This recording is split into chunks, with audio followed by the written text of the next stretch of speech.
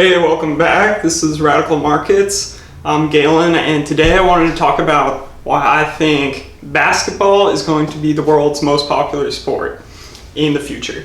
Okay, so in order to buy into this premise, I want to first talk about the current most popular sport, which is soccer, around the world, right? Not here in the US, but around the world, soccer is the most popular sport, and I would say that's because it's the most accessible for people around the world to play. All you really need is a ball and a field, and you can gather up whatever to use as goalposts. It doesn't really matter. All you really need is the ball, right? So that ease of creating a soccer field, an environment to play soccer is what makes it so popular, I would say, because people grow up playing it, and then they grow up watching it, and it's just this widely available experience that a lot of people have all around the world. Whereas if you look at other sports, like hockey would be the exact opposite of this.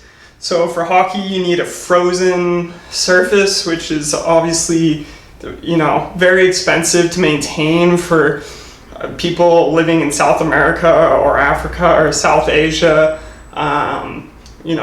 Other parts of the world where soccer is really popular.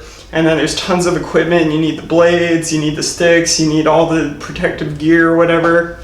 And I think you have the same problem with football, where there's a lot of heavy gear involved for safety reasons, although I guess there wasn't always. But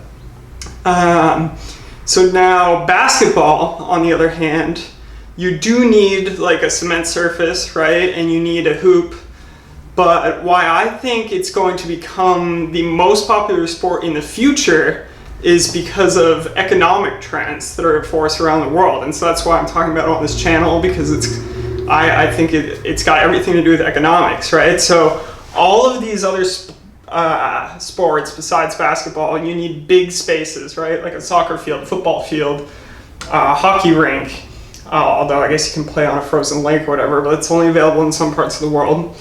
And basketball, on the other hand, half courts can be very compact. You can fit them in any neighborhood, right? I mean, there were half courts everywhere in the town I grew up in.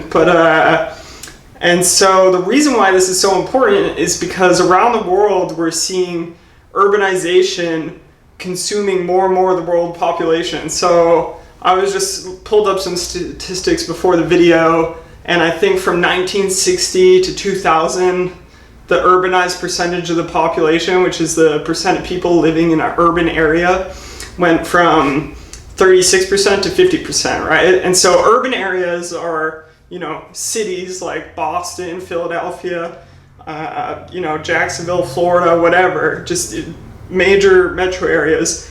And inside major metro areas, you have a lot of people competing for space, and that drives up the cost of land. So it becomes a lot more expensive to set aside a piece of land just to be used as a soccer field for kids, or just to be used as a football field or a baseball diamond for kids. It's a lot of area that you're tying up that can't be put to other maybe more economic uses, like putting a hotel on or whatever.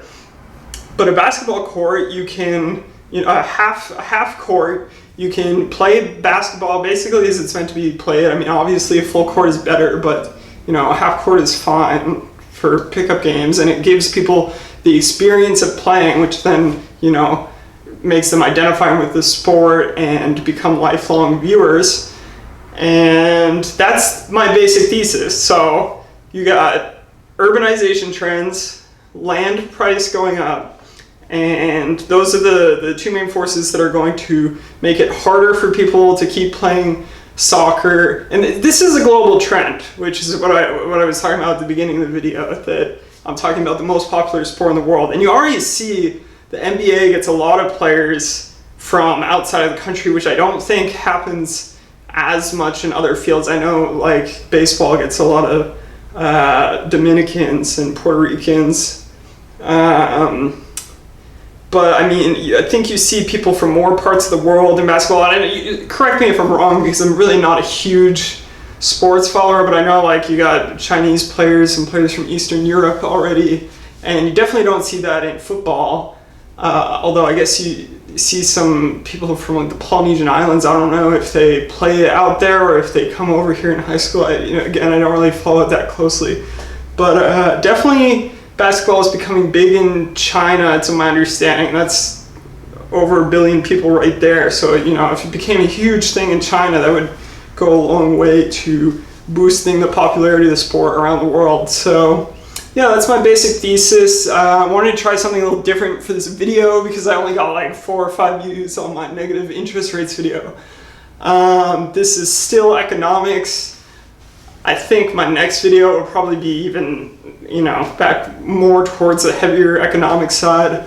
I want to talk about why I think that infrastructure spending is actually like one of the worst possible things you can do for the environment, even though it's kind of, infrastructure spending is a liberal cause and the environment is a liberal cause, but I think these issues are actually in tension and kind of diametrically opposed to one another. So I want to do a video about that. If you have anything you want to hear about on the channel, just let me know. Thanks for watching. This has been Radical Markets. Like and subscribe if you enjoyed this video, and I'll catch you next time.